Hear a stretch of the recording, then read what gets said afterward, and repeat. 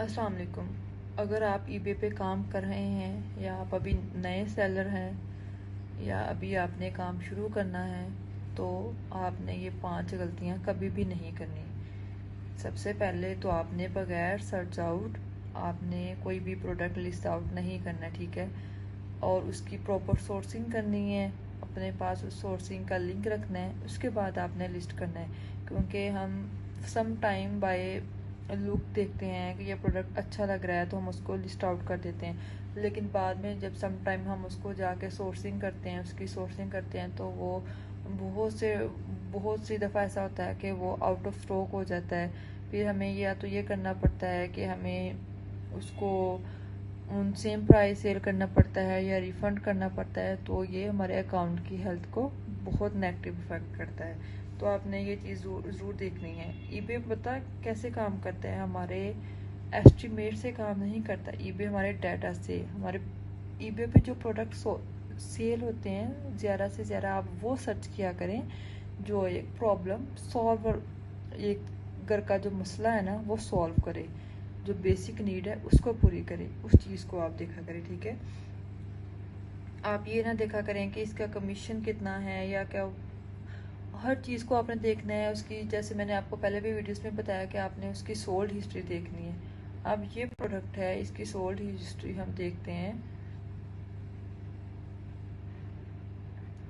2 जुलाई को ये अच्छा सेल हो रहा है, लेकिन अब हमने इसकी प्रॉपर सोर्सिंग भी करनी है कि बहुत ही अच्छा सेल हो रहा है।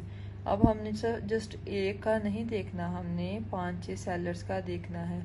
बाय द वे इसके 0 रिव्यूज़ हैं, इसका फिर भी सेल हो गया है, anti ageing body oil.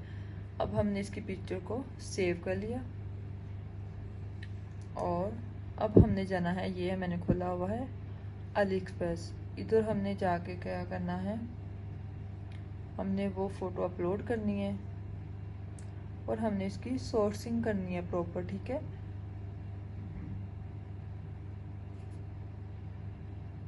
But there is no product, there is no source, मतलब कि ये प्रोडक्ट अली एक्सप्रेस पे सेल ही नहीं हो रहा, ये इधर से मिल ही नहीं रहा। तो हम इसको, ये बंदा या तो अपने पास इसने स्टॉक रखा है या ये अमेज़ोन से कर रहा है या ये टीमू से कर रहा है, मतलब कि ये प्रोडक्ट हमें मिल ही नहीं रहा, तो हम इसको लिस्ट आउट नहीं कर सकते। हाँ, अलबत्ता अगर आप में से कोई भी सोर्सिंग कर रहा है, इसकी अमेज़ोन से कर रहा है, अली एक्सप्रेस से कर रहा है, वो सॉरी सीजे से कर रहा है, तो उधर अगर ये अवेलेबल है तो आप लोग इसको लिस्ट आउट कर सकते हैं। अब हमने दूसरी गलती देखनी है, रॉन्ग टाइटल। और हम पता क्या करते हैं, बिल्कुल भी किसी और का कॉपी किया हुआ, कॉपी करके हम वो अपने जो है ईबे की लिस्टिंग में वो टाइटल पेस्ट कर देते हैं। आप प्रॉपर चैट जीपीटी से एसईओ ऑप्टिमाइज आपने वो टाइटल बनवाना है, वो आपने लिस्ट आउट करना है। आपने सही कीवर्ड्स नहीं ऐड की होती, इसलिए आपकी जो लिस्टिंग है वो रिसर्च रिजल्ट में पीछे रह जाती है। आपने हमेशा क्लियर, कंप्लीट और कीवर्ड रिच टाइटल आपने लिखना है, ठीक है।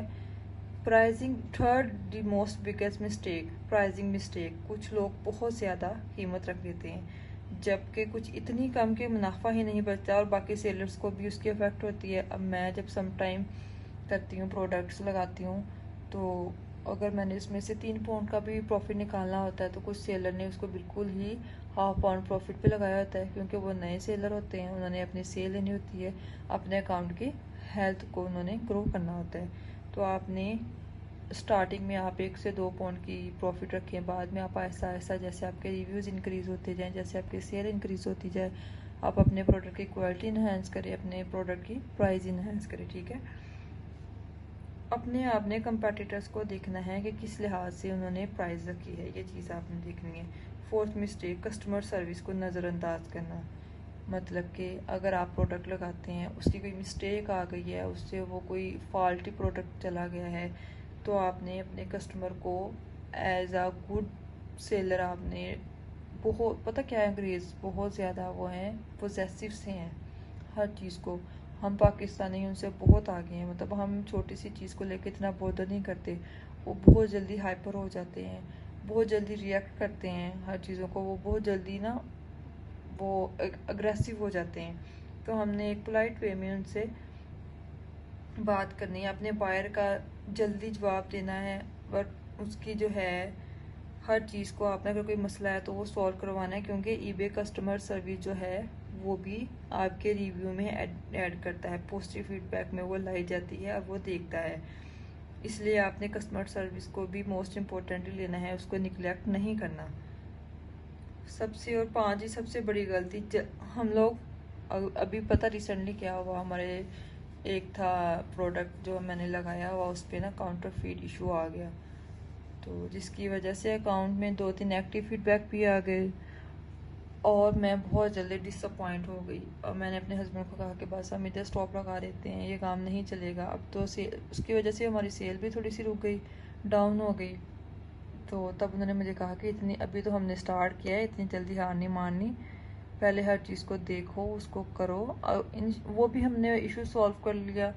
और जैसे नेगेटिव फीडबैक का ये होता है कि वो आहिस्ता आहिस्ता खुद ही रिमूव हो जाता है। हमने ज़्यादा से ज़्यादा फोकस करना है, ऑर्गेनिक प्रोडक्ट्स ढूंढने हैं, हमने वो लगाने हैं, फास्ट डिलीवरी ढूंढनी है। कभी भी आपका नेगेटिव रिव्यू नहीं आएगा और आपकी जो सेल है वो अच्छी होगी, अकाउंट की हेल्थ अच्छी रहेगी। ठीक है, I hope you like my video. आज के लिए बस इतना ही।